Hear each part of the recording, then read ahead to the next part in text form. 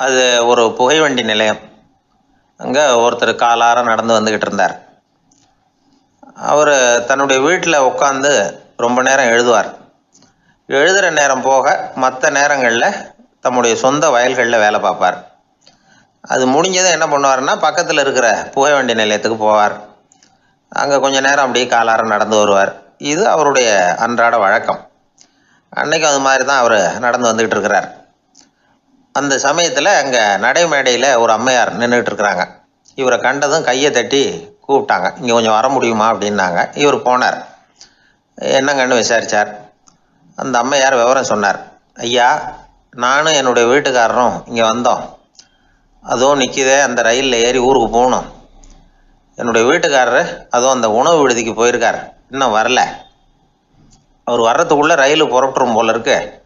நீங்கள் ஓடி போய் அவரை அழைச்சிக்கிட்டு வர முடியுமா அப்படின்னு கேட்டாங்க. சரின்னார் இவர். உடனே அந்த அம்மா தன்னுடைய கணவர் எப்படி இருப்பார் அப்படிங்கிற அடையாளங்களை கொஞ்சம் சொல்லி அனுப்புனாங்க. போய் தேடிட்டு இருக்க வேண்டாமேங்கிறதுக்காக.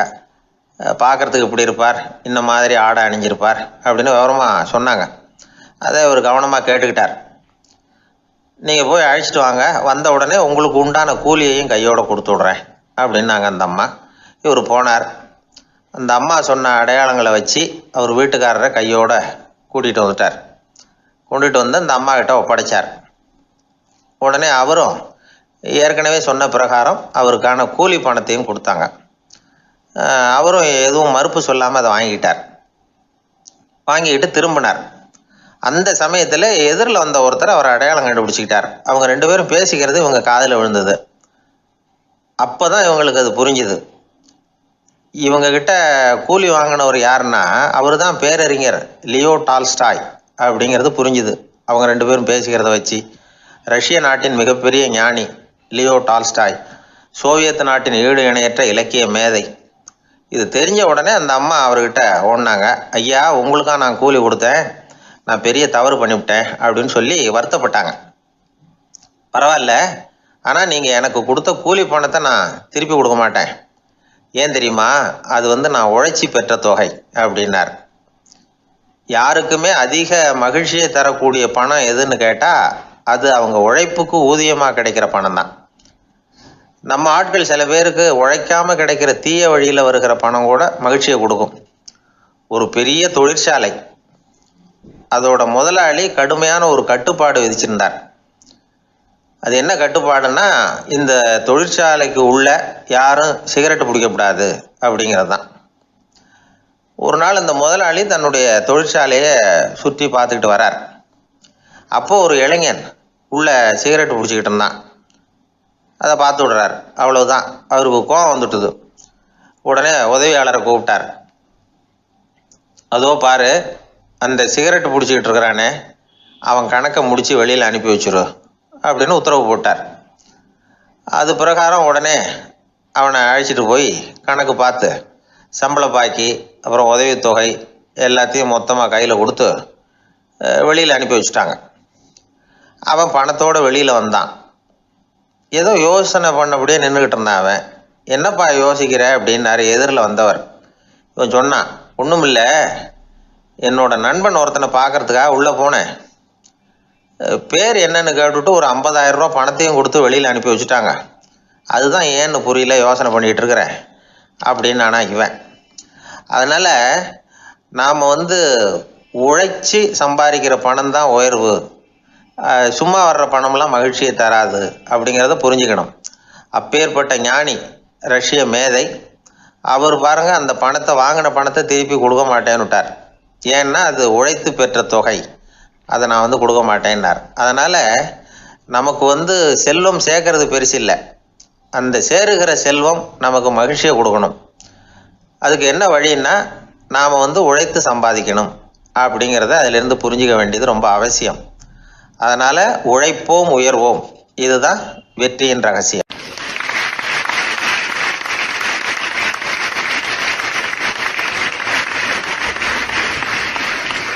அந்த காலத்துல எல்லாம் படிக்கிறதுங்கிறது எப்படி தெரியுமா, குருகுல வாசம் செஞ்சு படிக்கணும். ஆசிரியருங்கிறவர் ஆசிரமத்தில் இருப்பார். அங்கே போய் அவருக்கு தொண்டுகள் செய்யணும். துணிகள்லாம் துவைச்சி போடணும். தூங்கும்போது காலை பிடிச்சி விடணும். புழுக்கமாக இருந்தால் விசிறி மட்டை எடுத்து விசிறணும்.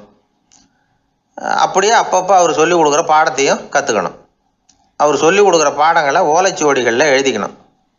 இதுதான் குருகுல வாசம்ங்கிறது. இப்போ மாதிரிலாம் கிடையாது. ஆக குருகுல வாசம்ங்கிறது மனசையும் பண்படுத்தும், அறிவையும் பண்படுத்தும். அப்படி ஒரு பயிற்சி அது. அந்த காலத்தில் பஞ்சபாண்டவர்கள் ஒரு குருகுலத்தில் படிக்க போனாங்களாம். ஏற்கனவே அங்கே ஒரு 15 பேர் இருந்திருக்கிறாங்க. இவங்களையும் சேர்த்து மொத்தம் 20 பேர். எல்லாரும் ரொம்ப ஆர்வத்தோடு அங்கே தங்கி படிச்சுக்கிட்டு இருக்கிறாங்க. 2 வருஷம் ஓடி போச்சு. எல்லாரும் ஊருக்கு திரும்ப வேண்டிய நேரம். ஆசிரியர் ஒவ்வொருத்தராக கூப்பிட்டார். இது வரைக்கும் என்ன கற்றுக்கிட்ட அப்படின்னு கேட்டார். அவங்க தாங்கள் எழுதி வச்சுருந்ததை சொன்னாங்க, கற்றுக்கிட்டதை சொன்னாங்க. அங்கே படிக்க வந்தவங்க எல்லாருமே புத்திசாலிகள். அது மட்டும் இல்லை, பல பேர் அரச குடும்பத்தை சேர்ந்தவங்க, இளவரசர்களாக வேற இருக்கிறவங்க. அதனால் அவங்கக்கிட்ட அபாரமான கல்வி அறிவை எதிர்பார்த்தார்.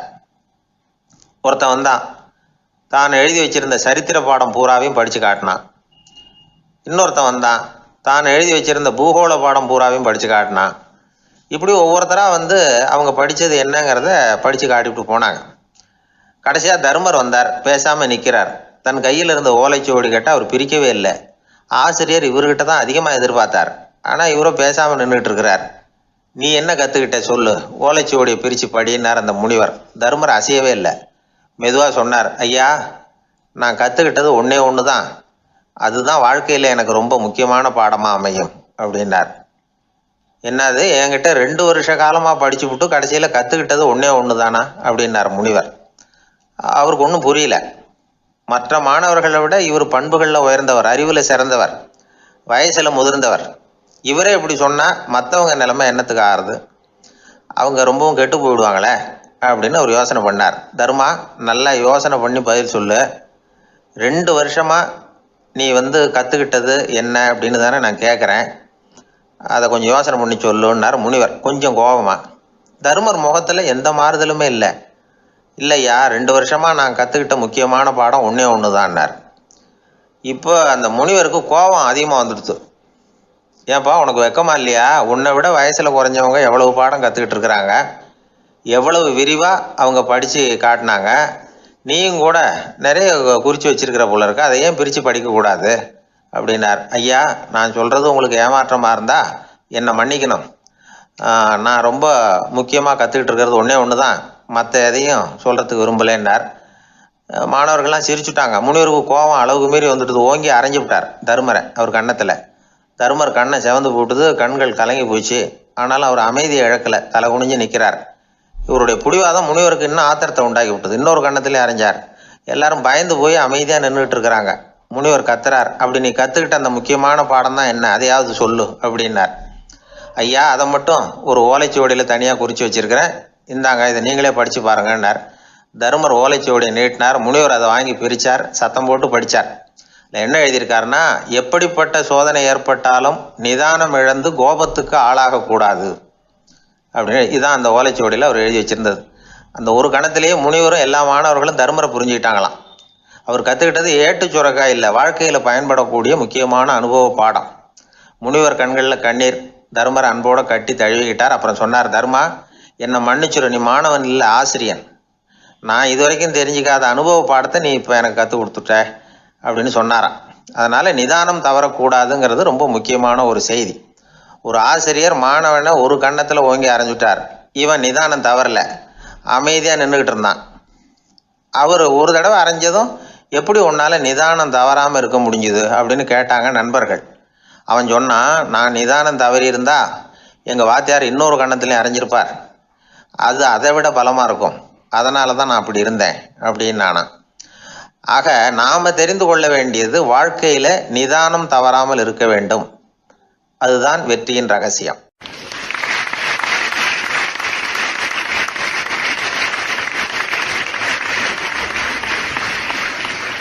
ஒரு ஆள் அசையாமல் கிடக்கிறார். அவர் இருக்காரா போயிட்டாராங்கிறத எப்படி முடிவு பண்ணுறோம்? அவர் மூக்குக்கு முன்னாடி புறங்கையை வச்சு பார்க்குறோம், மூச்சு வருதா இல்லையா அப்படிங்கிறத கண்டுபிடிக்கிறதுக்காக. மூச்சுங்கிறது அவ்வளவு முக்கியமான ஒரு விஷயம். சுவாசம் இல்லைன்னா எதுவுமே இல்லை. நம்ம பூமி இருக்க அது கூட சுவாசிக்குதுங்கிறத சோவியத் விஞ்ஞானிகள் கண்டுபிடிச்சிருக்கிறாங்க. பூமிக்கு மேலே இருக்கிற மண் அடுக்கில் காற்றில் உள்ள ஆக்சிஜன் ஆக்சிகரணம் அடையுது அப்படின்னு தான் இதுவரைக்கும் எல்லாரும் நம்பிக்கிட்டு இருந்தாங்க. ஆனால் இப்போ என்ன கண்டுபிடிச்சிருக்கிறாங்கன்னா, அந்த ஆக்சிஜன் பூமிக்குள்ளே 1 கிலோமீட்டர் ஆழம் வரைக்கும் ஊடுருவி போகுதான். பூமிக்குள்ளே 2 பக்கமும் பல கிலோமீட்டர் வரைக்கும் பரவுதான். பூமிக்குள்ளே இருக்கிற நீர்நிலை அடுக்குகள் தான் நுரையீரல் செய்கிற வேலையை செய்யுதான். நம்ம உடம்புல நுரையீரல் இல்லைன்னா ஒன்றும் நடக்காது. ஒரு மரத்தை தலைகீழாக தொங்க போட்டால் எப்படி இருக்கும் அப்படி யோசிச்சு பாருங்கள். அப்படி தான் இதுவும் நுரையீரலும் அப்படி தான் இருக்கும். வலது பக்கம் ஒன்று, இடது பக்கம் ஒன்று. வலது பக்கம் நுரையீரல் கொஞ்சம் பெருசாக இருக்கும். நுட்பமான நரம்பு குழாய்கள் அதில் இருக்கும். கோடிக்கணக்கான நுண்ணிய குழாய்களை வச்சுக்கிட்டு தான் அது வேலை செய்யுது. 25 கோடி குழாய்கள் இருக்கும். அதை அப்படியே முழுசாக பிரித்து பரப்புனா ஒரு டென்னிஸ் கோர்ட்டில் பாதி பரப்பளவு இருக்குமா. நுரையீரல் நிறம் கருஞ்சிவப்பு தான். புகை அதிகமாக உள்ளே போச்சுன்னா அது கருப்பாயிடுது. காற்றுல உள்ள பிராணவாயுவை இது இழுத்து எடுத்துக்கிட்டு ரத்தத்தை சுத்தப்படுத்துகிற முக்கியமான வேலையை இது செய்யுது. அசுத்த காற்றை வெளியில் அனுப்பி வச்சுருது. ஒருத்தர் வேகமாக ஓடி வர்றார், அவருக்கு மூச்சு இறைக்கும். பயங்கரமாக எதையாவது பார்த்து விடுறார், உடனே மூர்ச்சி ஆகிடுவார். இது மாதிரி சமயங்களில் வேறு எந்த தூண்டுதலும் இல்லாமல் நுரையீரல் தானாகவே இயங்கும். இப்படி ஒரு அவசியம் ஏற்படுறப்போ இயக்கத்தை தூண்டி விடுற முக்கியமான இணைப்பு மூளைக்கு கீழே முதுகு எலும்புக்கு மேற்பகுதியில் இருக்குது. அது உடனே சுவாசத்துக்கு அவசர உதவியை கொடுக்குது. இப்போ ஒருத்தர் பேசாமல் உட்காந்துருக்கார். இந்த சமயத்தில் அவருக்கு 1 பங்கு காற்று தேவைப்படுதுன்னு வச்சுக்கோங்க. அவர் எழுந்திரிச்சு நடக்கும் பொழுது 1.5 மடங்கு தேவைப்படும். ஓடினார்னா 3 மடங்கு தேவைப்படும். படுத்துருக்கிறப்ப 1/2 மடங்கு தான் தேவைப்படும். இதுக்கு நிமிஷத்துக்கு 16 தடவை மூச்சு விட்டாகணும். இப்படி சாதாரணமாக உள்ளே இழுக்கிற காற்று கொஞ்சம்தான் இருந்தாலும் இது மாதிரி 8 மடங்கு காற்றை உள்ளே இழுத்து வச்சுக்கிற சாமர்த்தியம் நுரையீரலுக்கு இருக்குதான். தண்ணி, நுண்கிருமிகள், ரசாயன பொருள் இப்படி எது உள்ளே போனாலும் நுரையீரல் சமாளிச்சுக்கும். 30 வருஷமாக விடாத புகை பிடிக்கிறவர் தொடர்ந்து உள்ளே அனுப்பி வைக்கிற புகையை கூட சமாளிக்குதுன்னா பார்த்துங்களேன். உள்ளே போகிற புகை நுட்பமான சுவாச முடிச்சுகளை அழிச்சு விடுது. கறி புகை அது மேலே படிஞ்சு உபயோகம் இல்லாமல் பண்ணிவிடுது. ஆனாலும் தேவைக்கு அதிகமாக 8 மடங்கு கூடுதலாக சுவாச முடிச்சுகள் நம்ம உடம்புக்குள்ளே இருக்கிறதுனால சமாளிக்க முடியுது. சமாளிக்க முடியலன்னா சில சமயம் மூச்சு திணறும். அதை ஒரு எச்சரிக்கையாக எடுத்துக்கிட்டு புகை பிடிக்கிற பழக்கத்தை விட்டுடணும். அதுதான் நல்லது. ஆனால் அப்படி யார் விடுறது? இணை பிரியாத 2 நண்பர்கள் இருந்தாங்களாம். 2 பேரும் விடாமல் சிகரெட்டு குடிக்கிறவங்க. அதில் ஒருத்தன் செத்து போட்டான். இன்னொருத்தன் அதுக்கப்புறம் 2 சிகரெட்டாக குடிக்க ஆரம்பித்தானான். ஏன் இப்படி பண்ணுறேன்னு கேட்டிருக்காங்க. நான் 1 சிகரெட்டு தான் குடிக்கிறேன். செத்து போன என்னுடைய ஃப்ரெண்டு இருக்கானே, செத்து போனவன், அவனுக்காக இன்னொரு சிகரெட்டு குடிக்கிறேன் அப்படின்னு நானா. இது ரொம்ப ஆபத்து, விட்டுடு அப்படின்னு சொல்லியிருக்காங்க. சரின்னு ஒத்துக்கிட்டான். ஆனால் அதுக்கப்புறமும் 1 சிகரெட் வீதமாக குடிச்சிக்கிட்டே இருந்தான். சிகரெட்டு பழக்கத்தை நீ இன்னும் விடலையான்னு கேட்டாங்களாம். அந்த பழக்கத்தை நான் எப்போவோ விட்டுட்டேன். இப்போ நான் குடிக்கிறது என் ஃப்ரெண்டுக்காக அப்படின்னு நானா. இவங்கெல்லாம் எப்படி திருந்துறது?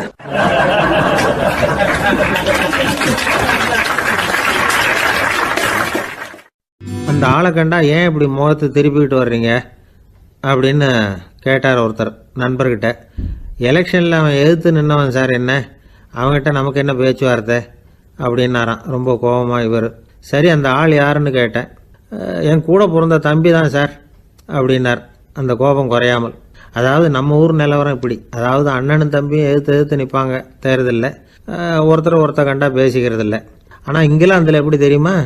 அங்கே ஒரே மேடையில் போட்டி போடுற 2 வேட்பாளர்களும் பேசுவாங்களாம், பட்டிமன்றம் மாதிரி. ஒருத்தர் முதல்ல எழுந்திருப்பார்.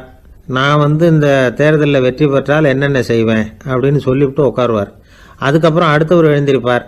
அவர் சொல்லுவார், நான் வெற்றி பெற்றால் இந்த மக்களுக்கு என்னென்ன செய்வேன், இந்த நாட்டுக்கு என்னென்ன செய்வேன் அப்படிங்கிறத சொல்லிவிட்டு உட்காருவார். 2 பேரும் ஒரே மேடையில் பேசுவாங்க. மக்கள் 2 பேர் பேச்சையும் கேட்டுக்கிட்டு ஒரு முடிவுக்கு வருவாங்க. இதுதான் அங்கே உள்ள பழக்கம். இங்கே அப்படி இல்லை. இங்கே ஒருத்தர் பார்த்தாவே முகத்தை திருப்பிக்கிறது.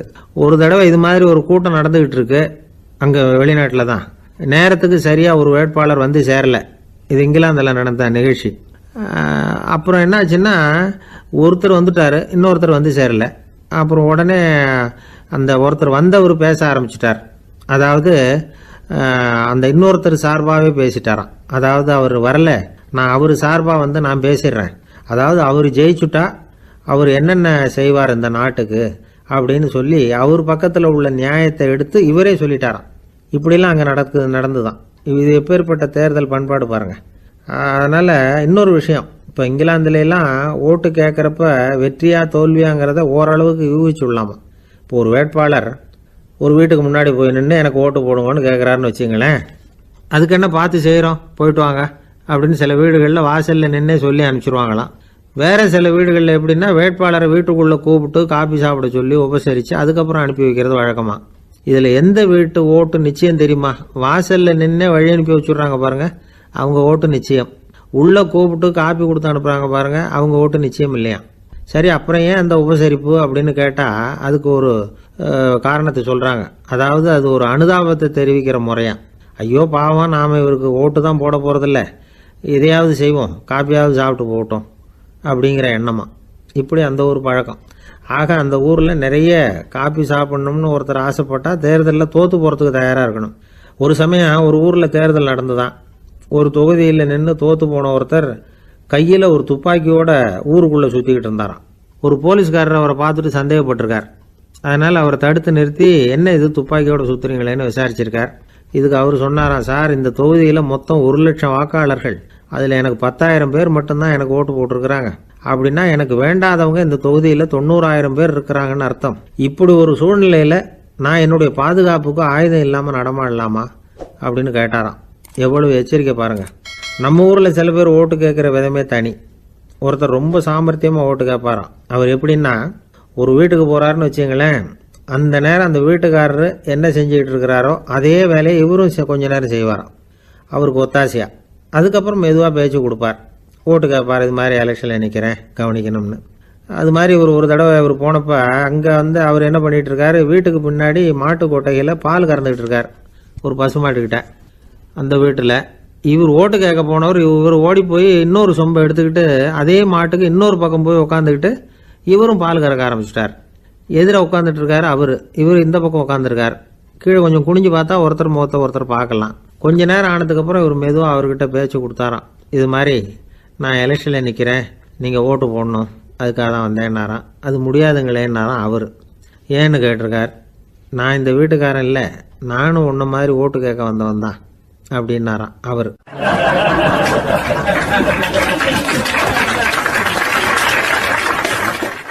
வாய் விட்டு சிரிச்சா நோய் விட்டு போகும் அப்படின்னு சொல்றது உண்டு.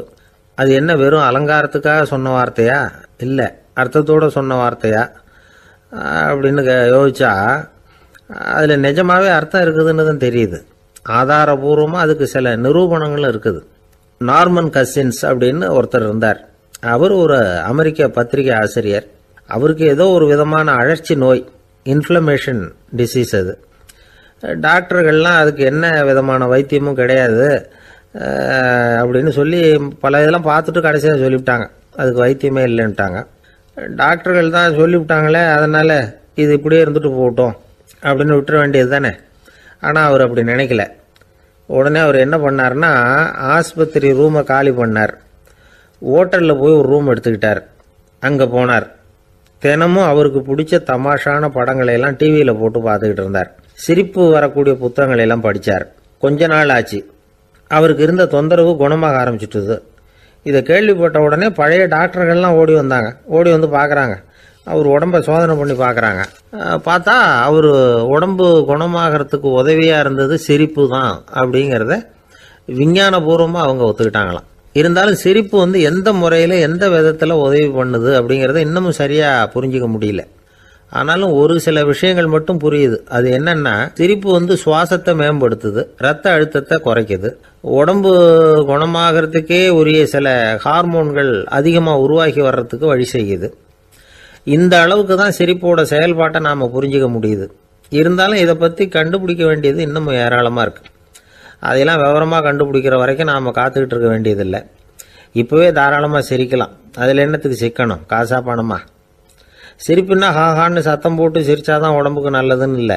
லேசான புன்னகை கூட உடம்புக்கு நல்லது செய்யுமா. லேசாக புன்னகை பூத்தா அந்த சமயத்தில் நாம் எப்படி ஆகுது, நம்ம உடம்பு பூரா அமைதி அடையுதான். இதையும் ஆதாரபூர்வமாக கண்டுபிடிச்சி தான் சொல்கிறாங்க. எப்போவாவது மனசு சங்கடமாக இருக்கிறப்போ கொஞ்சம் முயற்சி பண்ணி முகத்தில் புன்னகையை கொண்டுக்கிட்டு வந்து பாருங்கள். அதோட சுகம் உங்களுக்கு அனுபவித்து பார்த்தா தான் தெரியும். கண்ணும் உதடும் மலரும் பொழுது இருக்கிற ஆனந்தமே ஆனந்தம் அப்படிங்கிறாங்க அனுபவித்து பார்த்தவங்க. வாழ்க்கையில் நாம் தமாஷா இருக்கணும்னா அதுக்கு சில வழிகளையும் அவங்க சொல்லி வச்சிருக்கிறாங்க. முதல்ல நீங்கள் உற்சாகமாக இருக்கிறவங்க கூடவே அதிகமாக பழகணும், அவங்க கூடவே அதிக நேரம் இருக்கிறது மாதிரி பார்த்துக்கணும்.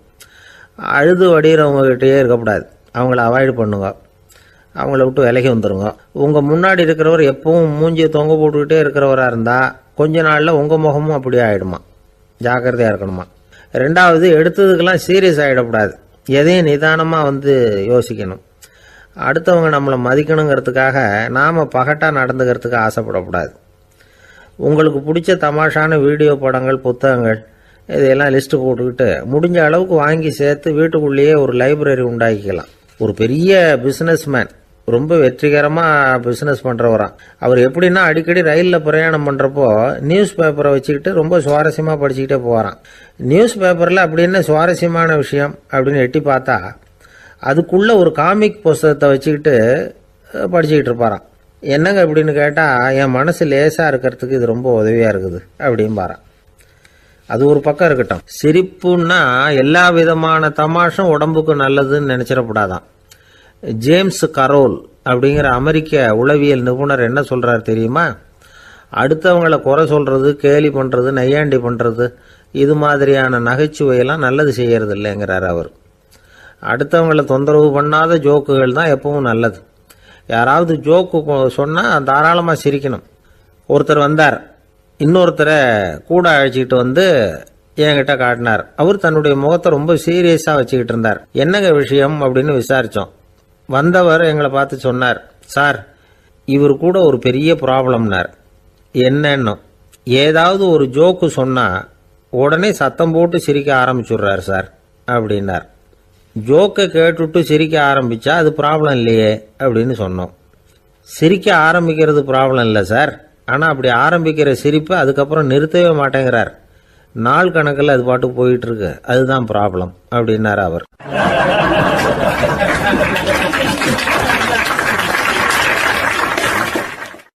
ஒரே ஒரு ஊரில் ஒரு ராஜா இருந்தாராம். அவர் நிறைய சம்பாதிக்கணும்னு திட்டம் போட்டார். தனக்காக சம்பாதிக்கணும்னு நினைக்கல, தன்னுடைய நாட்டுக்காக சம்பாதிக்கணும் அப்படின்னு நினைச்சார். அரசாங்க கருவூலத்தில் கையிருப்பு குறைச்சலாக இருந்தது. மக்கள்கிட்ட வரி விதிச்சாகணும், வேற வழி இல்லை. ஆனாலும் அந்த ராஜா மக்கள் கஷ்டப்படக்கூடாது அப்படின்னு நினைக்கிறவர். மக்கள் வரியையும் கட்டணும், அதே நேரத்தில் அவங்க சிரமப்படவும் கூடாது. இதுக்கு தகுந்த மாதிரி ஒரு திட்டம் போட்டார். அது பிரகாரம் என்ன பண்ணார்னா, அந்த நாட்டில் ஒரு 3 பெரிய குளங்களை தோண்டினார். அது நிறைய தண்ணீரை நிரப்புனார்.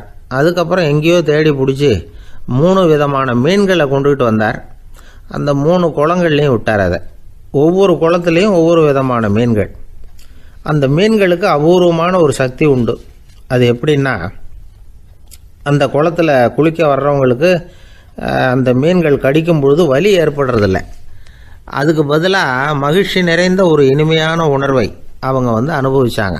அது எப்படின்னா, இந்த முதல் குளத்தில் இருந்த மீன்களால் கடிக்கப்படும் பொழுது ஒரு விதமான இன்ப மயக்கத்தில் திளைச்சிருக்கிறது மாதிரி உணர்வு. இந்த 2வது குளம் இருக்க, அதில் இருக்கிற மீன் கடிச்சதுன்னு வைங்க, மக்களுக்கு எப்படி இருக்கும்னா, கால்களே தரையில் படாமல் அப்படியே ஆகாயத்தில் மிதக்கிறது மாதிரி ஒரு உணர்வு, அதை அனுபவிக்கிறாங்க. 3வது குளத்தில் இருக்கிற மீன் கடிச்சதுன்னா அவங்கெல்லாம் அப்படியே கோடீஸ்வரராக மாறிட்டதாக ஒரு உணர்வு, அதை அவங்களால அனுபவிக்க முடியுது. இப்படி ஒரு அபூர்வமான மீன் அது, அந்த 3 வகை. இப்படி இருந்தால் மக்கள் அந்த குளங்களில் குளிக்கிறதுக்கு ஆசைப்படாமல் இருப்பாங்களா? அதனால் கூட்டம் கூட்டமாக அலமோத ஆரம்பிச்சிட்டாங்க. ஒவ்வொரு குளத்தின் கரையிலேயும் கியூ வரிசையில் நிற்க ஆரம்பிச்சிட்டாங்க. அந்த நாட்டு மன்னர் என்ன பண்ணார்னா, ஒவ்வொரு குளத்தங்கரையிலையும் ஒரு ராஜாங்க அதிகாரியை உட்கார வச்சார். டிக்கெட்டை அடித்து கொடுத்தார். குளிக்க வர்றவங்க கிட்ட ஒரு குறிப்பிட்ட தொகையை கட்டணமாக வசூலிக்க ஆரம்பித்தார். அவ்வளவுதான், அரசாங்க கருவூலம் நிரம்ப ஆரம்பிச்சுட்டுது. ராஜாங்கத்துக்கு தேவையான பணம் கிடைச்சிட்டுது. இது ஒரு கதை. இதை பற்றி என்ன நினைக்கிறீங்க? அதாவது மக்களுக்கு சுமை தெரியாமலே வரி வசூல் பண்ணுறது நல்லது தானே அப்படின்னு நினைப்பீங்க. ஆனால் இன்றைக்கும் உலகத்தில் பல அரசாங்கங்கள் இதே மாதிரி 3 குளங்களை வெட்டி வச்சிருக்குது. மக்களும் அதில் குளிச்சுக்கிட்டு தான் இருக்கிறாங்க. அது எப்படிங்கிறீங்களா? அந்த முதல் குளம் தான் சினிமா தியேட்டர். அதில் குளிக்கிறவங்க தான் ஒரு விதமான இன்ப மயக்கத்தில் திளைச்சிருக்கிறது மாதிரியான உணர்வை அனுபவிக்கிறவங்க. 2வது குளம் தான் சாராய கடை. இந்த குளத்தில் குளிக்கிறவங்க தான் கால்களே தரையில் படாமல் ஆகாயத்தில் மிதக்கிறது மாதிரி உணர்வை அனுபவிக்கிறவங்க. 3வது குளம் லாட்ரி டிக்கெட். இதில் குளிக்கிறவங்க தாங்கள் அப்படியே கோடீஸ்வரர்களாக மாறினது மாதிரி ஒரு உணர்வு, அதை அனுபவிக்கிறவங்க. இன்றைக்கி பல நாடுகள் இந்த குளங்களை பயன்படுத்திக்கிட்டு தான் வராங்க. ஒரு பூவில் வண்டு உட்காருது, அதில் இருக்கிற தேனை வண்டு எடுக்குது. இந்த சமயத்தில் அந்த பூவுக்கு வலிக்குமா? அதுக்கு வலிக்கிறது இல்லை. அந்த பூவோட மலர்ச்சியும் வளர்ச்சியும் குன்றி போகிறதும் கிடையாது. ஒரு ராஜா மக்கள்கிட்ட வரி வசூல் பண்ணும் பொழுது மக்களுக்கு சிரமமும் தெரியக்கூடாது, அதே நேரத்தை அதனால் அவங்க வாழ்க்கையும் கெட்டு போயிடக்கூடாது. அது மாதிரி வரி வசூல் பண்ணணுமா. இது காளிதாசனின் ரகுவம்சத்தில் காணப்படுகிற ஒரு கருத்து. ஒரு சின்ன குழந்தை தவறுதலாக ஒரு 25 காசு நாணயத்தை மூழ்கி விட்டுது. காசு வயத்துக்குள்ளே போயிட்டுது. அந்த குழந்தையோட தாய் உடனே குழந்தைய தூக்கிட்டு ஆஸ்பத்திரிக்கு புறப்பட்டாங்க. அப்போ அந்த பக்கமாக ஒருத்தர் வந்தார் தெருவில். என்ன விவரம்னு கேட்டார். இவங்க சொன்னாங்க, குழந்தை காசை முழுகிட்டுது, அதுதான் அவசரமாக ஆஸ்பத்திரிக்கு தூக்கிட்டு ஓடுறேன் அப்படின்னாங்க. அவர் சொன்னார், கவலைப்படாதம்மா, உடனே இப்படி கொடுங்க குழந்தைய அப்படின்னு கையில் வாங்கினார். ஒரு கையில் அந்த குழந்தையோட கால் 2ஐயும் பிடிச்சி தலைகீழாக தூக்கி பிடிச்சார். இன்னொரு கையால் அந்த குழந்தையோட வயத்தில் குறிப்பாக ஒரு இடத்துல அப்படியே தேடி அந்த சுட்டு விரலால் ஒரு இடத்துல பொட்டுன்னு தட்டினார். உடனே காசு அந்த குழந்தையோட வாய் வழியாக வெளியில் விழுந்துட்டுது. காசை எடுத்துக்கிட்டு இருந்தாங்கம்மா உங்கள் குழந்தை அப்படின்னார். ரொம்ப நன்றிங்க, நிச்சயமாக நீங்கள் ஒரு டாக்டராக தான் இருக்கணும், என்னுடைய யூகம் சரிதானே அப்படின்னாங்களாம் அந்த அம்மா. அதுக்கு அவர், இல்லைங்க, நான் ஒரு இன்கம் டேக்ஸ் ஆஃபீஸர், வருமான வரி அதிகாரி அப்படின்னு சொல்லிவிட்டு போனாராம்.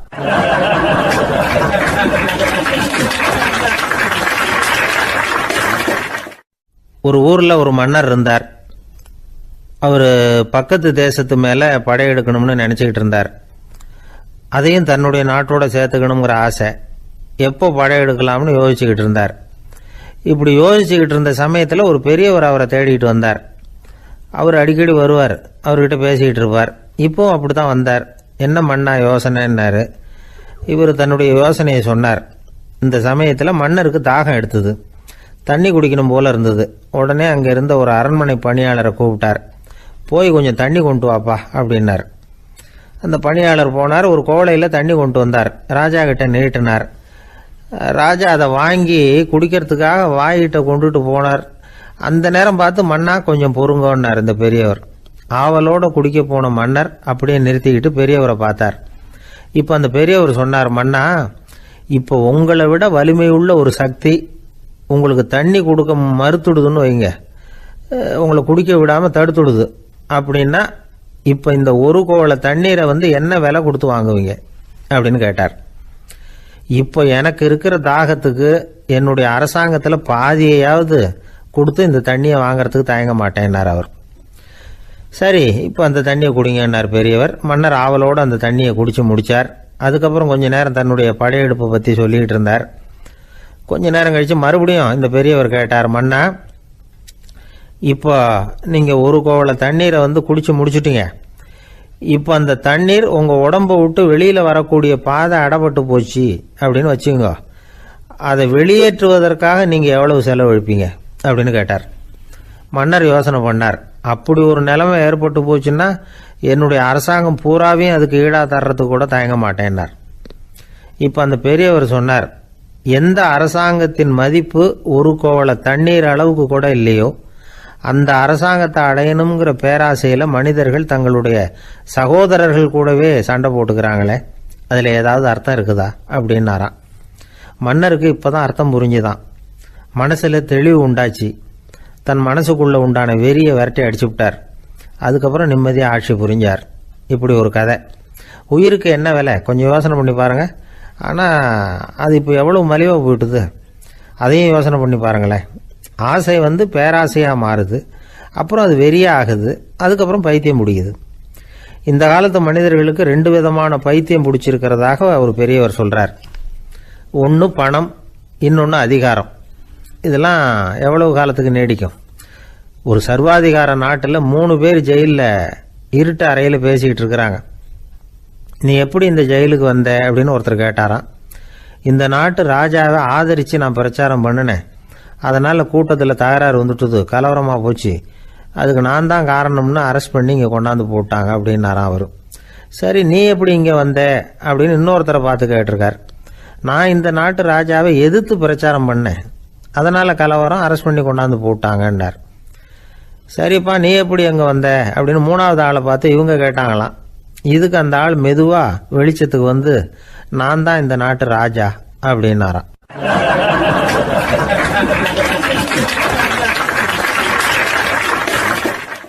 ஒரு ஆள் இருந்தார்.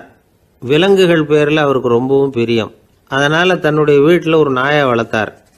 அதே மாதிரி கழுதையையும் வளர்த்தார். அந்த கழுதை அவர் வீட்டு கொல்லை பக்கத்தில் நின்றுக்கிட்டு இருக்கும். ஏதாவது பொதி சுமக்கிற வேலை இருந்ததுன்னா அதை கவனிச்சிக்கும். அந்த நாய் வீட்டுக்குள்ளே இருக்கும். நாய்க்கு அந்த வீட்டில் ராஜ உபசாரம் தான். அதுக்கு அந்த வீட்டில் ஏகப்பட்ட மரியாதை. குளிக்கிறதுக்கு தனியாக சோப்பு, 2 வேளையும் பால், பிஸ்கட்டு, மத்தியானம் சாப்பாடு. அதுக்கு ஏதாவது உடம்பு சரியில்லைன்னா உடனே ஆஸ்பத்திரி வைத்தியம். ரொம்ப கொடுத்து வச்ச நாய். அந்த வீட்டு தலைவர் வெளியில் அப்படியே நடைப்பயிற்சி போனால் கூடவே இதுவும் போகும். அவர் மட்டும் தனியாக எங்கேயாவது வெளியில் போயிட்டு வந்தால் வீட்டுக்கு வந்த உடனே அந்த நாய் அவர்கிட்ட ஓடி வரும். அப்படியே எழும்பி முன்னங்கால் 2ஐயும் அவர் தோள் மேலே போட்டுக்கும். அவர் சிரிச்சுக்கிட்டே தலையில் செல்லமாக தட்டுவார்.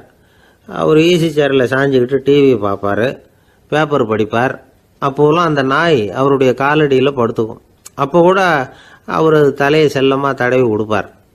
அந்த நாய் படுக்கிறதுக்குன்னே ஒரு மெத்தை, சில சமயம் அது அங்கே இருக்கிற மேஜை நாற்காலி மேலே கூட ஏறி விளையாடும், சோபாவில் ஏறி உட்காந்துக்கும். இவ்வளவு செல்வாக்காக வளர்ந்தது அந்த நாய்.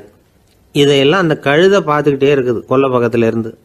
பார்த்துட்டு அது யோசிக்க ஆரம்பிச்சுதான், என்ன இது, இந்த வீட்டில் நாம தான் கழுதையாக உழைக்கிறோம், பொதி சுமக்கிறோம், நமக்கு ஒரு நல்ல சாப்பாடு கிடையாது, படுக்கை கிடையாது, ஒரு நாளாவது நம்ம தலையையோ முதுகையோ தடவி கொடுத்தது கிடையாது.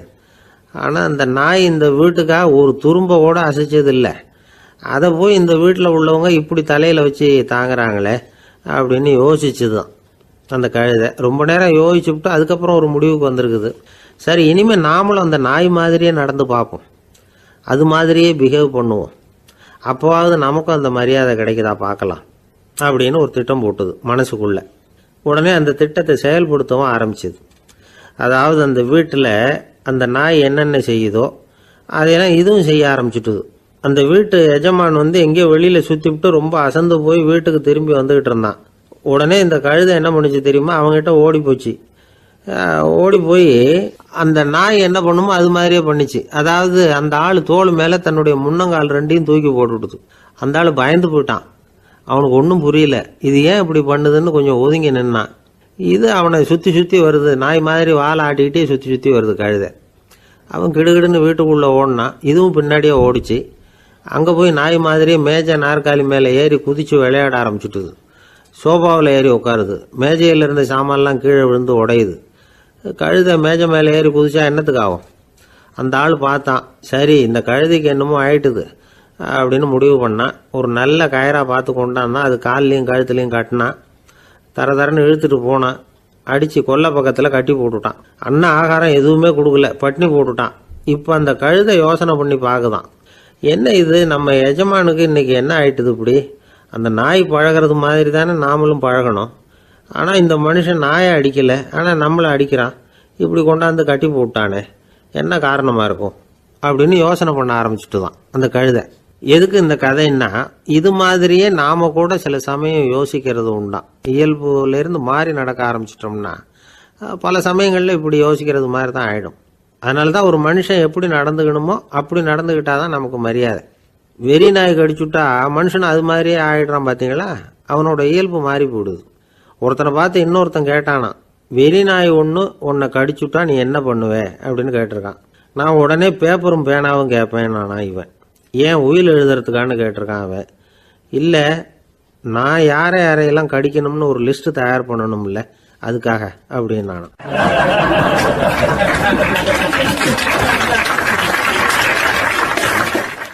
ஒரு நண்பர் ஆனந்தமாக சிகரெட் பிடிச்சிக்கிட்டு இருந்தார். இந்த பழக்கத்தை விட்டுவிடுங்களேன் அப்படின்னு சொல்லி பார்த்தோம். விட்டுடலாம்னு தான் பார்க்குறேன், ஆனால் முடியலையேன்னார். மனசு வச்சா எல்லாம் முடியும் அப்படின்னோம். அவர் கொஞ்ச நேரம் யோசனை பண்ணார். அப்புறம் சொன்னார், சரி சார், இதுதான் நான் பிடிக்கிற கடைசி சிகரெட் அப்படின்னு சொல்லி ரொம்ப அழுத்தமாக புகையை உள்ளுக்கு இழுத்தார். அதுக்கப்புறம் அந்த துண்டு சிகரெட்டை வீசி எறிஞ்சுட்டார். ஒருத்தர் இது மாதிரி தீர்மானம் பண்ணி தன்னுடைய கடைசி சிகரெட்டை தூக்கி எறிஞ்சுட்டார்னா அது ஒரு பெரிய விஷயம்தான். அதுக்கு பிறகு அவர் உடம்புல படிப்படியாக என்னென்ன மாற்றங்கள் நடக்கும் அப்படிங்கிறத பற்றி ஒரு விவர பட்டியலே வெளியிட்டிருக்கிறாங்க. அது என்ன விவரம் தெரியுமா? ஒருத்தர் புகைப்பிடிக்கிற பழக்கத்தை நிறுத்துறாருன்னு வச்சுங்க. அப்படி அவர் நிறுத்தின 20 நிமிடங்களுக்குள்ள உயர் ரத்த அழுத்தம், உடல் வெப்பம், நாடி துடிப்பு இதெல்லாம் சரியான நிலைமைக்கு வந்துடுதான். 8 மணி நேரத்துக்குள்ள இந்த ஸ்மோக்கர்ஸ் பிரீத் அப்படிங்கிற தன்மை மறைஞ்சிருதான். ரத்தத்தில் உள்ள கார்பன் மோனாக்சைடு அளவு குறையுதான், ஆக்சிஜன் அளவு கூடுதான், சரியான அளவுக்கு வந்துடுதான். ஒருத்தர் கடைசி சிகரெட்டை தூக்கி எறிஞ்சுட்டார்னா 24 மணி நேரத்துக்குள்ள மாரடைப்பு ஏற்படுறதுக்கான வாய்ப்பு குறைஞ்சுடுதான். 48 மணி நேரத்துக்குள்ள உணர்வு நரம்புகளின் முனைப்பகுதிகள் மறுபடியும் ஒன்று சேர்ந்துருதான். அதனால நாக்கு சுவை உணர்வு, மூக்கின் முகரும் சக்தி இதெல்லாம் மேம்படுதான், நல்ல நிலைமைக்கு வந்துடுதான். சிகரெட்டை நிறுத்தின 3 நாளுக்குள்ள மூச்சு விடுறது சுலபமாயிடுதான். இப்படி அவங்க பட்டியல் நிறைய சொல்றாங்க. 2 அல்லது 3 மாசத்துக்குள்ள என்ன ஆகும் தெரியுமா? ரத்த ஓட்டம் மேம்படுது, நடக்கிறது சுலபமாயிடுது. நுரையீரல் கொள்ளளவு 30% அதிகரிக்குது. 1லிருந்து 9 மாசத்துக்குள்ள சுவாச குறைபாடுகள் நீங்குது. நுரையீரலில் இருக்கக்கூடிய இந்த அசுத்தம் வடிகட்டும் திசுக்கள் சரியா வேலை செய்ய ஆரம்பிச்சிருது. 1 வருஷத்துக்குள்ள இந்த இதய அழுத்த நோய்க்கான வாய்ப்பு பாதியாக குறைஞ்சிருது. இந்த சிகரெட்டை நிறுத்தின 5 வருஷத்துக்குள்ள ஒரு நாளைக்கு 1 பாக்கெட் சிகரெட் பிடிக்கிறவர்களில் நுரையீரல் புற்றுநோயினால் சாகிறவர்கள் எண்ணிக்கை பாதியாக குறைஞ்சிருது. புற்றுநோய் செல்கள் சீரமைக்கப்படுது. ஆக ஒருத்தர் புகைக்கிறத விட்டுணும்னு தீர்மானம் பண்ணி தன் கையில் இருக்கிற சிகரெட்டை இதுதான் கடைசின்னு சொல்லி தூக்கி எறிஞ்சுட்டா அதுக்கப்புறம் படிப்படியாக இவ்வளவு நன்மைகளும் மாற்றங்களும் ஏற்படுறதாக இந்த அமெரிக்கன் கேன்சர் சொசைட்டி தெரிவிச்சிருக்குது. அதனால் புகைப்பழக்கம் உள்ளவங்க இதையெல்லாம் கொஞ்சம் யோசித்து பார்த்து அந்த பழக்கத்தை விட்டு விடுறது ரொம்ப நல்லது.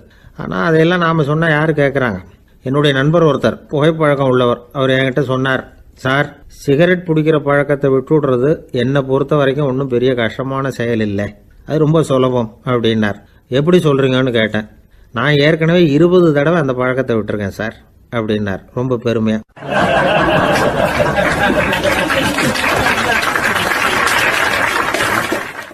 குடும்பத்தில் அப்படிலாம் இருந்து சமாளிக்கிறாங்க. குடும்பத்தில் ஒருத்தர் அனுசரிப்பு தன்மைங்கிறது ரொம்ப அவசியம்.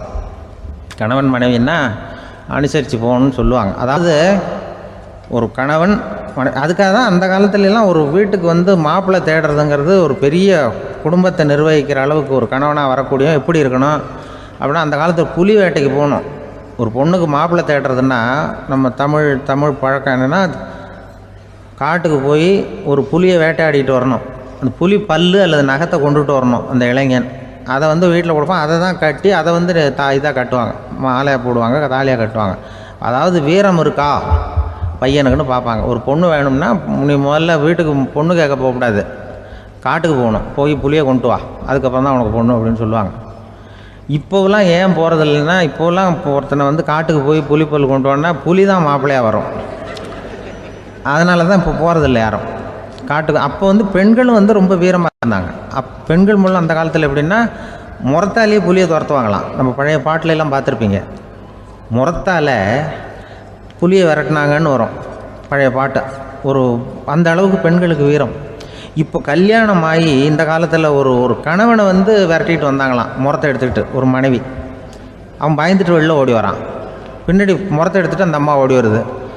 இவனை தனியாக பிடிச்சி கொண்டு போய், என்னப்பா இந்த மனைவிட்டு இப்படி பயந்து ஓடி வரையே, முறத்தால் துரத்துறா இப்படி வரையே அப்படின்னு தான் அவன் அப்படியே தடுமாறிக்கிட்டு, அதெல்லாம் ஒன்றும் இல்லை, அவன் என்னை புலியாக நினைக்கிறா அப்படின்னு ஒரு பெருமையாக சொல்லிட்டானான். அந்த காலத்தில் புலியை தான் முறத்தால் விரட்டினாங்க, இப்போ புருஷனை விரட்டுறாங்க அப்படின்னு சொல்லி. அப்படி அந்த காலத்தில் கணவனுக்கு ஒரு குடும்பத்தை நிர்வகிக்கிற திறமை இருக்கா, உடல் வலிமை தான் முக்கியம். இப்போ கூட மதுரை பக்கத்தில் ஐயாவுக்கு தெரியும், அந்த இளவட்டக்கல்லுன்னு ஒரு ஊருக்கு ஊர் எல்லையில் கிடக்கும். ஊர் எல்லையில் ஒரு பெரிய கல் கிடக்கும். அந்த ஊருக்கு பொண்ணு கேட்க போகிறவங்க அந்த கல்லை தலைக்கு மேலே தூக்கி காட்டணும், அப்படியே தூக்கி தலைக்கு மேலே வசதி கீழே போடணும். அந்த வலு இருந்தால் தான் நீங்கள் அந்த ஊருக்குள்ளேயே போகலாம், பொண்ணு கேட்குறதுக்கு போகலாம். இல்லைன்னா நீ திரும்பி போக வேண்டியதான். அந்த வலிமை இருக்கா மாப்பிள்ளைன்னு பார்க்குறாங்க. இளவட்டக்கல்லுன்னு பேர். அப்போ என்ன பண்ணாங்கன்னா, ஒரு 1000 வருஷத்துக்கு முன்னாடி அந்த கல்லை தலைக்கு மேலே தூக்கி கீழே போடுவாங்களாம். ஒரு 500 வருஷத்துக்கு முன்னாடி அப்படி கொஞ்சம் தூரம் இடுப்பு அளவுக்கு தூக்கி கீழே போட்டுக்கிட்டு இருந்துருக்குறாங்க. அதுக்கப்புறம் ஒரு 100 வருஷத்துக்கு முன்னாடியெல்லாம் அப்படி முழங்கால் அளவுக்கு அப்படி தூக்கி போட்டால் போகிறோம்னு வச்சுருந்தாங்களாம். இப்போ நான் அந்த ஊருக்கு என் கூட பழனிசாமின்னு ஒருத்தர் இருக்கார். அவர் போய் உனக்கு எப்படிப்பா இந்த ஊரில் கல்யாணம் ஆச்சு அப்படின்னா, இப்போலாம் நாங்கள் தொட்டு கும்பிட்டா போகிறோம், அதை அசைக்கிறது கூட இல்லை. அப்படி ஆகிட்டுது. ஒரு குடும்பத்தை கணவனாக வரப்போகிறவனுக்கான தகுதி அந்த காலத்தில் அப்படி இருந்துதான். அப்படி இப்போ கணவன் தேர்ந்தெடுக்கிறது, குடும்ப தலைவனை தேர்ந்தெடுக்கிறது ஒரு பெரிய காரியம். ஒரு பெரிய செல்வந்தர் போட்டி வச்சாராம். ஒரு நீச்சல் குளம், அதில் யார் வேணாலும் குதித்து அந்த பக்கம் போய் கரையேறலாம். அந்த நீச்சல் குளத்தில் விஷப்பாம்புலாம் கிடக்கு. யார் துணிஞ்சி அந்த விஷப்பாம்பு இருக்கிற குளத்தில் குதித்து அந்த பக்கம் போய் கரையேறானோ அவனுக்கு ஒரு 100 ஏக்கர் நிலம் கொடுப்பேன். அது வேண்டான்னா ஒரு 1000 ஆடு கொடுப்பேன். அதுவும் வேண்டான்னா என் பொண்ணை கொடுப்பேன் அப்படின்னு போட்டி வச்சார். அதான் மாப்பிள்ளையை தேர்ந்தெடுக்கிறதுக்கு அவர் ஒரு வழி, நீச்சல் குளத்தில் குதித்து கரையேறணும். இப்போ அந்த ஊரில் இருக்கிற இளைஞர்கள்லாம் பார்க்குறாங்க அந்த குளத்தில் குதிக்கணும்னு. ஆனால் குளத்தில் வெறும் விஷப்பாம்புலாம் கிடக்கு. இது என்ன பண்ணுறதுன்னு பார்த்தா யாருமே குதிக்கிறதுக்கு தைரியம் வரல. திடீர்னு ஒருத்தன் துணிஞ்சு குதித்தான். படபடன்னு அடிச்சுட்டு போய் அந்த பக்கம் கரையேறிட்டான். கரையேறின உடனே பரவாயில்லையே ஒரு ஆள் வந்துட்டான்னு சொல்லி அவனை அந்த இளைஞனை போய் பிடிச்சிட்டு வந்தாங்க. அந்த பெரியவர் கேட்டார், ஏப்பா இவ்வளவு பெரிய விஷப்பாம்பெல்லாம் கிடக்கிற நீச்சல் குளத்தில் நீ துணிஞ்சு குதித்து கரையேறி இருக்கிற, உனக்கு என்ன 1000 ஏக்கர் நிலம் கொடுத்துறவா, 100 ஏக்கர் நிலம் கொடுக்கவா சொல்கிறப்படி அப்படின்னா, வேண்டாம் சார்ன்றிருக்கான். ஓஹோ அப்படின்னா ஒரு 1000 ஆடு வேணுமா உனக்கு அப்படின்னா, அதுவும் வேண்டாம் சார். ஓ அப்படின்னா என் பொண்ணு வேணுமா அப்படின்னா, அதுவும் வேண்டாம் சாருங்கிறான். அப்புறம் எதுக்குடா குதிச்சுன்ட்டு என்ன உனக்கு என்ன தான் வேணும் அப்படின்னு கேட்டிருக்காரு. என்னை எவன் பிடிச்சி தள்ளி விட்டவன்னு தெரியணும் அப்படின்ட்டுருக்கான். அதுக்காக அவன் பார்த்துருக்கான். அப்படி இருந்தால் தான் துணிச்சல் வரும் இந்த காலத்தில். எதுக்கு இவ்வளவு சங்கடம்லாம் வச்சாங்கன்னா, ஒரு குடும்பத்துக்கு தலைவராக வர வேண்டிய ஒரு ஆள், கணவனாக இருக்க வேண்டியவனுக்கு துணிச்சல் இருக்கா, தைரியம் இருக்கா அப்படிங்கிறது பார்க்குறதுக்காக இப்படிப்பட்ட தேர்வு முறைகள்லாம் வச்சுருந்தாங்க அந்த காலத்துலலாம். இப்போலாம் கல்யாணம் பண்ணுறது ஆளுக்கு நேரில் பார்க்காமலே கூட கல்யாணம் நடக்குது இன்டர்நெட்டில். இப்போ சர்டிஃபிகேட் கேட்குறாங்க, நோய் நொடி இல்லாமல் இருக்காரா பார், காட்டுக்கெலாம் போக வேண்டாம், நேராக ஆஸ்பத்திரிக்கு போய் ஒரு சர்டிஃபிகேட் வாங்கிட்டு வா, உனக்கு ஒன்றும் வியாதி இல்லைன்னு ப்ரூவ் பண்ணு, அதுக்கப்புறம் பார்த்துக்கலாம், மற்றதை பேசுவோம் அப்படின்னு சொல்லி அப்படி இருக்குது நிலைமை. அதனால் குடும்பத்தில் அந்த கணவனாக இருக்கிற வேண்டியவனுக்கு பொறுப்பு அதிகம். ஏன்னா எல்லாத்தையும் அனுசரித்து போக வேண்டியதாக வந்தான்.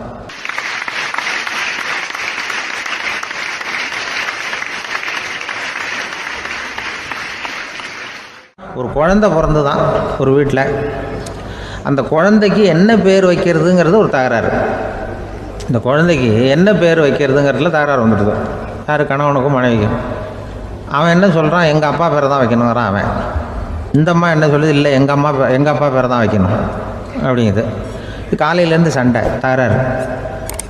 எதிர்த்த வீட்டுக்காரன் பார்த்தான், இது என்ன காலையிலேருந்து எதிர்த்த வீட்டில் தகராறு நடக்குது, என்னென்னு போய் கேட்டிருக்கான். என்னம்மா உங்களுக்கு உள்ள தகராறு, காலையிலேருந்து பார்த்தேன் அப்படின்னா, ஒன்றும் இல்லைம்மா, எங்கள் குழந்தைக்கு பேர் வைக்கிறதுல எங்களுக்கு உள்ளே ஒத்து போக முடியல, நான் எங்கள் அப்பா பேரை வைக்கணுங்கிறேன், அந்த அம்மா அவங்க அப்பா பேரை வைக்கணுங்குது, அதுதான் எங்களால் குடும்பத்தில் ஒரு நிம்மதி இல்லாமல் இருக்கிறோம், தகராறு பண்ணிகிட்ருக்கோம் அப்படின்னு நானா. அப்போ எதிர்த்த வீட்டுக்காரன் சொல்லியிருக்கான், எதிர்த்த வீட்டுக்காரன்னு நான் எதுக்கு இருக்கிறேன், நான் பஞ்சாயத்து பண்ணி வைக்கிறேன், உங்களுக்குள்ள என்ன இது பேர் தானே வைக்கணும், ஏன்ப்பா உங்கள் அப்பா பேர் என்ன அப்படின்னு அவனை கேட்டிருக்கான். எங்கள் அப்பா பேர் சீனிவாசன் அப்படின்ட்டுருக்கான். இந்த அம்மாவை உங்கள் அப்பா பேர் என்னம்மா, கிருஷ்ணன் அப்படின்னு சொல்லி இவன் யோசித்து பார்த்தான். குழந்தைக்கு சீனிவாச கோபாலகிருஷ்ணன்னு பேர் வைங்க போங்க அப்படின்ட்டு போயிட்டான். ஏற்ற விட்டுக்கு தீர்த்து வச்சுட்டு போயிட்டான். போனதுக்கப்புறம் இவங்க 2 பேரும் பேசிக்கிட்டாங்க. சரி, இந்த சீனிவாசன் சரி கிருஷ்ணன் சரி, நடுவில் கோபாலம் யார் அப்படின்னு சொல்லி அவனை போய் இழுத்துட்டு வந்தான். எழுத்து வீட்டில் போய் அது யார்ரா, அது இங்கே வா, அது யார்ரா கோபாலன், அது எங்கள் அப்பா பேர், நீ அதை மட்டும் எதுக்கு விட்டு வைக்கிற, அதையும் சேர்த்து வச்சுட்டு போடான்னு. அதாவது குடும்பத்தில் ஒரு கணவனும் மனைவியும் ஒரு சின்ன விஷயத்தில் கூட ஒத்து போகலன்னா இப்படி தான் ஏற்று வீட்டுக்காரன் பஞ்சாயத்துக்கு வருவான். கோபாலன்னு குறுக்க வருவான் ஒருத்தன். அப்படி அந்த அனுசரிப்புங்கிறது குடும்பத்தில் ரொம்ப அவசியம். கணவனும் மனைவி அது ஒன்றுக்கு மேலே இந்த கல்யாணம் பண்ணிக்கிறாங்க, அது ரொம்ப அவஸ்தை. ஒருவனுக்கு ஒருத்திங்கிறது நம்ம இதெல்லாம் சொல்கிறது. ஒன்றுக்கு மேற்பட்ட திருமணங்கள் சங்கடத்தில் தான் கொண்டு விடும். நிறைய சொல்லுவாங்க. உலகத்திலேயே ஒரு பெரிய இது என்ன தெரியுங்களா, இயற்கை நிர்ணயம் பண்ணுது. இப்போ வந்து நம்ம சில பேருக்கு எனக்கு பொம்பளை பிள்ளை வேண்டாம் ஆம்பளை பிள்ளை வேண்டான்னு சொல்லி இந்த ஸ்கேன் பண்ணி என்னென்னவோ பண்ணிகிட்டு இருக்கிறாங்கல்ல. ஆனால் இயற்கை வந்து அந்த 50-50 ரேஷியோவை அது வந்து மெயின்டைன் பண்ணிகிட்ருக்கு. இந்த உலகத்தில் ஒரு அதிசயமான உண்மை என்னென்னா 116 ஆம்பளை பிள்ளை பிறந்தா 100 பொம்பளை பிள்ளை பிறகுதான். உலக அளவில் 116 ஆம்பளை பிள்ளை பிறந்தா 100 பொம்பளை பிள்ளை பிறகுது. இது எதுக்கு 16 அதிகமாக பிறகுதுன்னா அந்த வாலிப வயசு அடையிறதுக்குள்ளே 16 செத்து போகுது. 16 அங்கங்கே ஓடுறது கொஞ்சம் முரட்டுத்தனமாக போகிறதுனால செத்து போகுது. அந்த 50-50 இந்த ஒருத்தருக்கு ஒருத்தங்கிற ரேஷியோவை இயற்கை வந்து மெயின்டைன் பண்ணிகிட்டு இருக்கு. அது ஒரு பெரிய அதிசயம். அதை விட பெரிய அதிசயம் என்னென்னா இந்த உலக யுத்தம் நடந்ததில்ல, முதல் உலக யுத்தம், 2வது யுத்தம், அப்போ பார்த்துருக்குறாங்க, கணக்கு எடுத்துருக்குறாங்க. அந்த யுத்தம் முடிஞ்ச பிறகு 116 ஆம்பளை பிள்ளைக்கு பதிலாக 160 170 பிறக்க ஆரம்பிச்சுதான். 100 பெண் குழந்தைக்கு 170 180 ஆண் குழந்தை. இது எதுக்குன்னா அந்த போரில் செத்து போகுதில்ல ஆம்பளை பிள்ளைகள், அதை ஈடுகட்டுறதுக்காக அதிகமாக பிறக்க ஆரம்பிச்சிருக்கு. அந்த அளவுக்கு வந்து இயற்கை வந்து ஒரு பெரிய ரேஷியோவை மெயின்டைன் பண்ணுது. அதாவது ஒருவனுக்கு ஒருத்திங்கிறத அது சொல்லிகிட்டு இருக்கு. புறாவெல்லாம் வளர்த்திங்கன்னா, நான் கூட புறா வளர்த்துருக்குறேன் ஊரில். புறா வளர்த்திங்கன்னா ஒரு தடவைக்கு 2 முட்டை தான் விடும் ஒரு வீட்டுக்கு. அந்த 2 முட்டையும் குஞ்சு பறிச்சுன்னா அதில் ஒன்று வந்து ஆணாக இருக்கும், ஒன்று பொண்ணாக இருக்கும். அது எந்த முட்டை ஆண் எந்த முட்டை பெண்ணுங்கிறத இயற்கை நிர்ணயம் பண்ணுது. அதை வந்து நம்ம மாற்றவே முடியாது. ரெண்டையும் அந்த பெண்ணாவோ 2 ஆணாவோ மாற்ற முடியாது நம்ம. அதனால் அந்த இயற்கையை புரிஞ்சுக்கிட்டு நாம் நடந்துக்கணும். அதனால தான் ஒரு கணவன் ஒரு மனைவி, அதான் ஒருத்தருக்கு ஒருத்தங்கிறது. ஒன்றுக்கு மேலேனா சங்கடம் தான். ஒரு பஸ்ஸில் வந்து ரெண்டு பெண்கள் வந்துக்கிட்டு இருந்தாங்களாம். பஸ்ஸு பிரயாணம். 2 பெண்கள் வந்து பக்கத்தில் உட்காந்துருக்காங்க. அந்த கண்டக்டரை கூப்பிட்ருக்காங்க, இங்கே வாயா அப்படின்னு அந்த ஒரு அம்மா கூப்பிட்ருக்கு. என்னம்மா அப்படின்ட்டுருக்கார். வந்து இந்த ஜன்னலை திறந்து விட்டு போ அப்படின்னு. சரின்னு பக்கத்தில் இருந்த ஜன்னலை திறந்து விட்டு அவர் போயிட்டார். பக்கத்தில் இருந்தாமல் உடனே இங்கே வாயா மறுபடியும் வாயான்னு கூப்பிட்ருக்கு. வந்து என்ன இந்த ஜன்னலை மூடி விட்டு போ அப்படின்ட்டுருக்கு. மூடி விட்டு போனார். மறுபடியும் அந்த முன்னாடி கூப்பிட்டது வாமா வாயான்னு மறுபடியும் கண்டக்டரை கூப்பிட்டு, என்ன இந்த பார், இந்த ஜன்னலை வந்து நீ மூடி வச்சின்னா நான் மூச்சு திணறி செத்து போடுவேன். அப்புறம் உடனே பக்கத்தில் இருந்தம்மா தபாரியா அந்த அம்மா பேச்சை கேட்டுட்டு நீ திறந்து வச்சின்னா நான் குளிர் தாங்காமல் செத்து போடுவேன் அப்படின்ட்டு அவர் தலையை பிச்சுக்கிறார் கண்டக்டர். என்னடா பெரிய ரொம்ப போச்சு, எனக்கு கொஞ்சம் தூரம் பிரயாணம், இதில் கூட அட்ஜஸ்ட் பண்ணி போகக்கூடாதா அப்படின்னு. அப்போ அந்த பஸ்ஸில் பின்னாடி ஒருத்தன் கடைசி சீட்டில் வெயில் தாங்காமல் சட்டையெல்லாம் கட்டி போட்டுட்டு ஒரு கிராமத்து ஆள் பீடி குடிச்சிட்டு வரான். அவர் கூப்பிட்ருக்கான் அந்த ஆள், அந்த கண்டக்டர், இங்கே வாயா அங்கே என்ன தகராறு அப்படின்னு. அந்த எதிர்த்து வீட்டுக்காரன் வந்தானே முன்னாடி பஞ்சாயத்துக்கு, அது மாதிரி கண்டக்டர் இங்கே வாயா, அவன் ஏன் நீ என்ன சொல்ல போகிற அப்படின்ட்டு வந்திருக்கான். சட்டையெல்லாம் கட்டி போட்டு பீடி குடிக்கிறோம், பீடி புகையை ஊதி விட்டு அங்கே என்ன தகராறு அப்படின்னு கேட்டிருக்கான். ஒன்றும் இல்லையா, அந்த அம்மா வந்து ஜன்னலை திறந்தா செத்து போவேங்குது, இந்த அம்மா ஜன்னலை மூடுனா செத்து போவேங்கிறது, நான் என்னையா பண்ணுறது ஒரு ஆள், இதுக்கு ஏன் கவலைப்படுறேன், நான் சொல்கிறத கேள்வி, நான் தீர்த்து வைக்கிறேன் பிரச்சனையை அப்படின்னு சொல்லிவிட்டு பீடியை எடுத்துவிட்டு புகையை ஊதிவிட்டு சொன்னானா, கொஞ்ச நேரம் அந்த ஜன்னலை மூடி வை, அந்த அம்மா செத்து போவோம், அப்புறம் திறந்து வை, இந்த அம்மா செத்து போவோம், நாம் நிம்மதியாக போகலாம் அப்படின்னு சொல்லிட்டு பீடி குடிக்க ஆரம்பிச்சிட்டான். அவருக்கு கோவம் வந்துட்டுது கண்டக்டருக்கு. உனக்கு என்ன நீ பாட்டுக்கு சொல்லிட்டு போடுவ, அந்த 2 அம்மாவும் செத்து போச்சுன்னா அவங்க வீட்டுக்காரனுக்கெல்லாம் யார் பதில் சொல்கிறது அப்படின்னா, கவலையே படாத, 2 பேருக்கும் நான் தான் வீட்டுக்காரன். அதனால தான் அந்த யோசனையை சொன்னேன் அவங்ககிட்ட. அப்புறம் இதுதான் அந்த ஒன்றுக்கு மேலே போச்சுன்னா அது இயற்கைக்கு விரோதம், இப்படிலாம் ஆகும். அதனால தான் அவன் அவ்வளவு ஒன்றுமே வேண்டான்ட்டு கடைசி பெஞ்சு இதில் போய் சீட்டில் உட்காந்துக்கிட்டான். அப்படி அது இயற்கையை புரிஞ்சுக்கிட்டு வாழணுங்கிறது முக்கியம். குடும்பத்தில் வந்து கணவனுடைய பங்கு என்ன, மனைவியினுடைய பங்கு, குழந்தை குட்டிகள்லாம் சொல்லுவாங்க. அப்படி இருக்கணும். கணவன்கிறவனுக்கு நிறைய சகிப்புத்தன்மை தேவைப்படுது. மனித நேயம்ங்கிறத பற்றி சொல்லுவாங்க. மனித நேயம் ஏன்னா ஒரு கணவனாக இருக்கணும், மனைவி மனைவியாக இருக்கணும். ஒரு மனுஷன் வந்து இன்றைக்கி வந்து மனிதனாக இல்லை, மனித நேயம் குறைஞ்சி போச்சு, எது குடும்ப உறவுகள்லாம் ரொம்ப மாறி போச்சுன்னு சொல்லலாம். இப்போ நாகரிகத்தில் அப்படி தான் இருக்குது. ஒரு இதில் ஒருத்தன் என்ன பண்ணியிருக்கிறான், ஒரு சின்ன பையனை கொண்டு வந்தானா, ஒரு சின்ன பையன் பக்கத்தில் இருக்கான். ஒரு பெரியவர் கேட்டிருக்கார், யாருப்பா அந்த பையன் அப்படின்னு கேட்டிருக்கார். இவன் சொன்னான்னா, இந்த பையன் எனக்கு தூரத்து உறவுன்னு இருக்கான். சரி, தூரத்து உறவுன்னா எப்படி அப்படின்னு கேட்டிருக்கான். இந்த பையன் எங்கள் அப்பாவுக்கு 8வது பிள்ளை அப்படின்னானா. கூட பிறந்தவனே அவ்வளோ தூரமாக போயிட்டான், 8வதாக பிறந்தான். அப்படி இருக்குது குடும்ப உறவுகள்ங்கிறது. மனுஷனுக்கு வந்து வேல்யூ விஞ்ஞானம் எப்படி போட்டிருக்குன்னா, ஒரு மனித உடம்பில் இருக்கிற கால்சியத்தை மட்டும் தனியாக எடுத்தால் ஒரு சின்ன ரூமுக்கு வெள்ளை அடிக்கலாமா. ஒரு மனுஷ உடம்புல இருக்கிற பாஸ்பரஸை மட்டும் தனியாக எடுத்தால் ஒரு 40 நெருப்பு குச்சி தயார் பண்ணலாம். ஒரு மனுஷ உடம்புல இருக்கிற இந்த கொழுப்பு சத்தை மட்டும் தனியாக எடுத்தால் ஒரு 7 சோப்பு கட்டி தயார் பண்ணலாம். அது மாதிரி ஒரு மனுஷ உடம்புல இருக்கிற இரும்பு சத்தை மட்டும் தனியாக எடுத்தால் ஒரு 2 அங்குல ஆணி 2 செய்யலாம். இவ்வளவுக்கும் விலை போட்டால் 42 ரூபா 50 காசு. இதுதான் மனுஷனுக்கு விஞ்ஞானம் போட்டிருக்கிற விலை. அது எப்போ அது ஒசரும்னா அவன் மனுஷனாக இருக்கிற வரைக்கும் இருக்கிறப்ப. அதுவும் செத்து போனால் அதுவும் கிடையாது, செத்து போனால் அதுவும் குறைஞ்சிரும். மிருகங்களுக்கெல்லாம் அப்படி இல்லை, செத்ததுக்கு அப்புறம் விலை கூடும். அங்கெல்லாம் எல்லா ஊர்லேயும் பார்த்திங்கன்னா உயிர் கோழி 50 ரூபா, உரிச்ச கோழி 60 ரூபான்னு போட்டிருக்கோம்.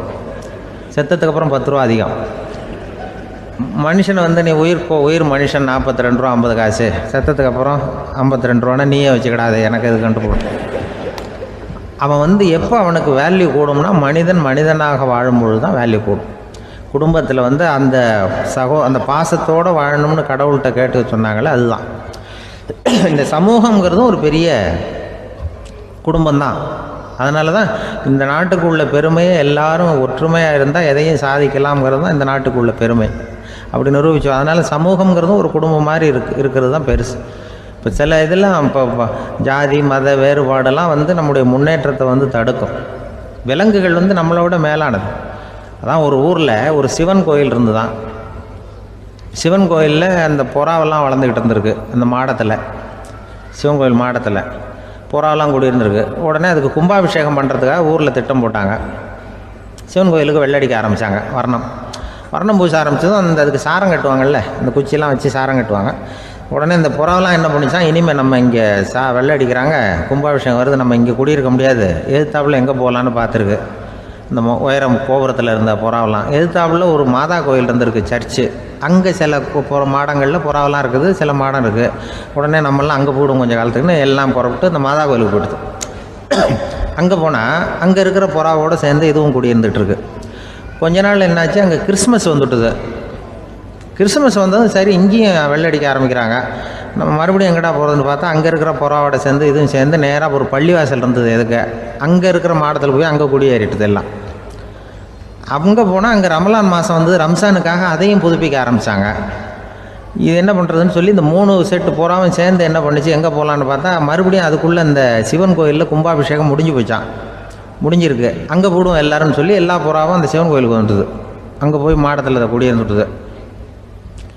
அப்போ திடீர்னு ஒரு நாள் பார்த்தா ஒரே கலவரம் பூமியில் எல்லாம் ஒருத்தன் அருவாளை தூக்கிட்டு நிற்கிறான், குச்சி எடுத்து ஒருத்தனை சுட்டுக்கிறான். ஒரே கலவரம், சத்தம், ஒரே மத கலவரம் வந்துட்டுது ஊரில். அப்போது புறாவெல்லாம் மாடத்தில் இருந்துக்கிட்டு ஒரு குஞ்சு புறா அவங்க அம்மாட்ட கேட்டு தான், இது என்ன இந்த மனுஷனுக்கு என்ன ஆச்சு, அவன் கத்தியை தூக்கிட்டு நிற்கிறானே அப்படின்னு கேட்டு தான். ஒரு குஞ்சு புறா அவங்க அம்மாட்ட கேட்டு தான், அம்மா